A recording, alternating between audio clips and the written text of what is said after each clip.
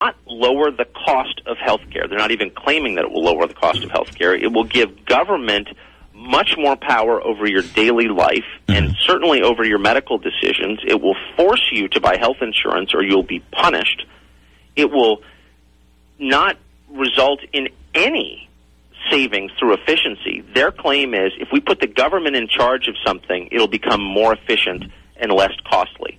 And that's ridiculous, and everybody knows it's ridiculous. Government is really good at doing some things, like fighting wars and building roads, but nobody argues we fight wars or build roads efficiently. We do it because we have to. But this government, this administration is arguing, put us in charge and we will save you money.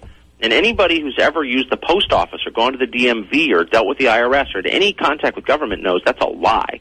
And even if you're liberal, even if you love Obama, you know that that's a lie. It's too big a lie for people to swallow, so they revolted and elected Scott Brown. And is that why, because there was so much riding on this, is that why, a Republican won by, so much of a virtual landslide? Yeah. Just because as a kind of a show to, God, the one seat that you've been able to lock the farm in, Brent, would have been in this seat as far as going Democrat, right? Yep. And they didn't even think about it. I mean, this is Massachusetts. It's the most liberal state in the country. It's Ted Kennedy's seat. 46 years, as you just said, he held it. Yeah, there was no question. Obviously, she was just a Ted Kennedy clone, less charismatic, obviously, but still. And she was an okay candidate. Democrats are now saying, she was the worst candidate ever. No. Al Gore was the worst candidate ever, followed closely by John Kerry. I put John Kerry number one.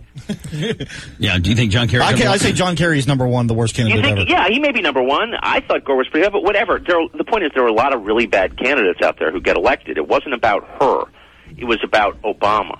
And you had even Democrats voting for Scott Brown. You certainly had the overwhelming majority of independents voting for Scott Brown because they're freaked out. Right. Obama clearly has big plans. He wants more control over your life, and the average person gets that. The average person doesn't know squat about what the bill contains, but he understands that Obama thinks he can do a better job managing your life than you can, and the average person is against that. And the Obama people they had no clue, because they've never lived outside politics, government, or academia. They've never lived in the real world. They had no idea that the average person would be against mommy coming in and making your lunch for you, which is what they want to do.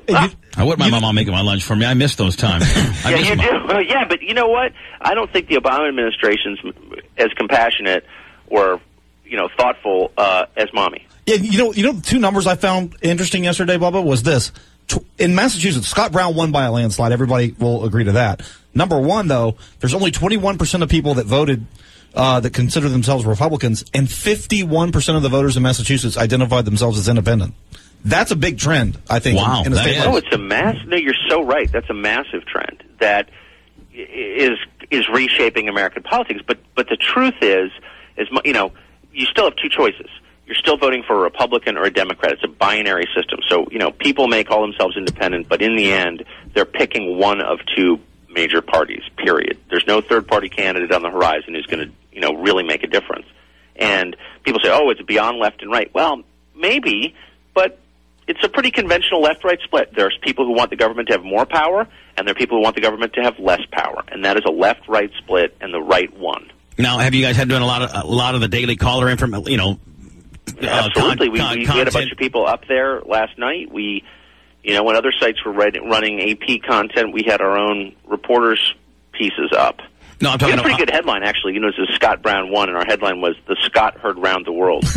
I'm talking about Haiti. What's the daily caller stance? And we haven't taken a stance. We're not. I mean, we're just covering the stuff. My feeling is, I'm proud of America for being such a kind and compassionate, generous place. I'm very worried about the idea that every time there's a disaster in a foreign country, it's our responsibility to fix it. And Obama has gone on and on and on because the guy doesn't actually have any experience doing anything other than running for office and being a law professor. So he says stuff that he hasn't thought through.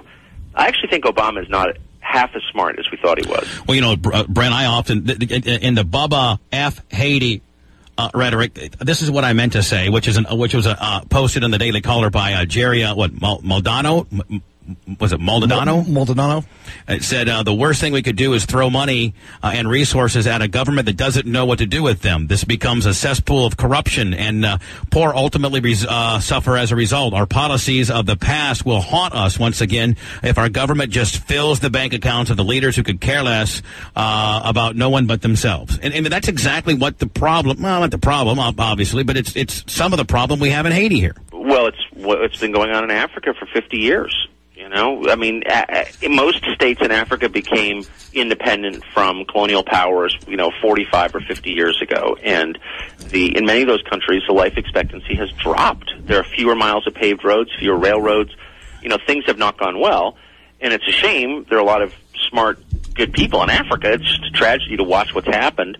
And we, at the same time, the West has sent billions and billions and billions and billions of dollars of aid to Africa, and it's made basically no difference in the long run. Manson had an ingenious idea earlier this morning, and that would be the fact that the reason why our country is in problems, we're having the problems that we are, is that, we have a cesspool of humanity, white and black trash, Mexican trash, Asian trash, just human trash that, sucks the social services down to zero. That guy that, instead of stop having kids, he keeps having a kid, which, at the end of the day, the handouts, the welfare, the food stamps, that all starts. You have to have virtually a kid to get all that stuff. So I agree. The more kids you have, the more you're going to continue to suck off the social services, and again, so you know what? Bad people, white trash, black trash, what have not, they're continuing to have spawn, if you will, into the trash society of life and the mentality of not working in life. That's what they're doing. Well, right. And meanwhile, left-wing Democratic politicians lecture the rest of us who have more than one job and, never see our families because we're working. We need to, do our part, pay our share. Hold on. It just so happens that people who work hard and have jobs, that small percentage pay for everything. Well, hold on now. Everything. Hold on now.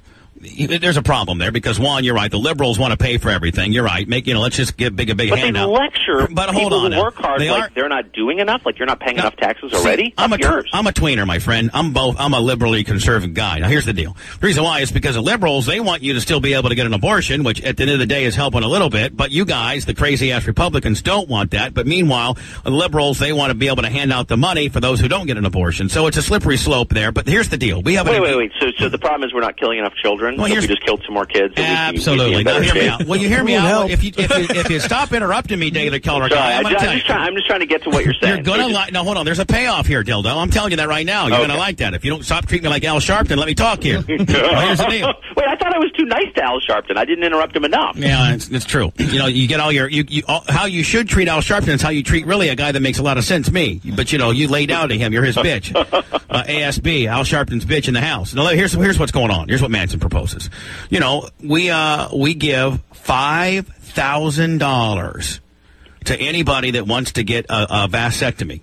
Any man that wants a vasectomy can come and get, a $5,000 check, and you get a vasectomy. Or a man at the end of the day, I guess you could if you get your tubes tied as well. Of course. Right? Yeah. Both ways. We can sterilize as long as you're over the 18. We can sterilize you, and you're not going to be breeding or spawning any more white or black trash kids into our society. Which is the $5,000 up front may seem like a lot of money, but if we're not having 3 additional kids that are on food stamps and welfare and what have not, plus think about what's the first thing a white trash guy does when he gets 5 G's. He doesn't save it. He goes out and buys a big screen TV and remodels his bar and what have not. Down payment on a car. Down payment on something. And it's going to be a stimulus package as well. So we're going to, stop the breeding, most of it incest, on the white trash ways and new children's mouths that need to be fed via the social services. 2, we're going to stimulate the economy.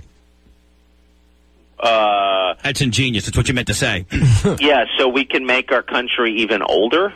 So like all the hardworking people die off. So that all the hardworking people people aren't going to trade their virility for $5,000. For $5,000. It's only going to be the dirtbags. Right. It's a net for dirtbags. It's only the imbeciles are going to say, Jesus, I got to get, hey, Brick, guess what? What's that? $5,000 down at the Zippy Zip Clinic and they get you, cut your bird, snip you up, and they can't no babies. Let's go get down there, dear. Yeah, I mean, a guy like you that's, they obviously the heir to the Swanson fortune, you want to spread your seed as fast as you possibly possibly can. Well, and I have. But meanwhile, as responsible as you possibly can have, and you're only going to have as many kids, that the inheritance that you're going to get is going to be able to support. Meanwhile, white trash just screw because somebody will screw them and or they're depressed. So, I mean, we don't want those kind of people around anyway.